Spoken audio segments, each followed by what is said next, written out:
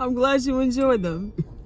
All right, so I'm gonna tell Diamond a story and tell you guys a story, of course. Story time. Hey, story time. Hey.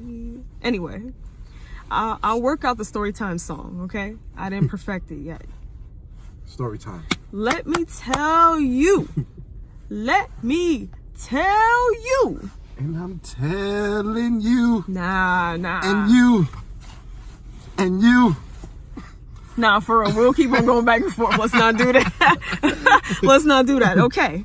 Let me tell you how fast my karma hits me. One day, Kuala and we used to work at Kumon together. I had my sister Imani work at Kumon and my sister Kuala work at Kumon. Kuala worked at Kumon for a summer with me. So, she walks in the job, her face super upset.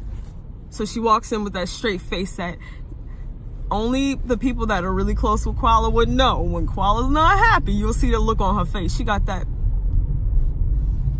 She's not with the shits at all. She's soaking wet from head to toe. She's wearing a white t-shirt and a skirt. Soaking wet from head to toe. The job was freezing with the air conditioning because it's really cold. It's really cold in the job because it's really hot outside. So she's freezing, soaking wet. I keep on snickering, laughing at this woman the entire shift. I couldn't help it. The look on her face, she just couldn't change it. She just couldn't change it. And I couldn't stop snickering. It was so bad. Like, I couldn't help myself. It was awful. I laughed at her the entire shift, which was only 3 hours. But I laughed at her for 3 hours at my job. She was not happy.